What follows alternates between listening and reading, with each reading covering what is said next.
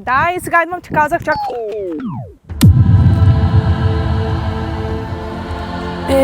Странно нещо е животът. Понякога пътят не е там, където си очаквал, но винаги има посока, в която можеш да продължиш. Важно е не просто да чакаш нещата да се променят, а да повярваш, че можеш да бъдеш част от тази промяна. От качалко, ела с мене. Ето ти кейс енерджито. Какво е това? Ехо, това е зарядно. 21 век сме.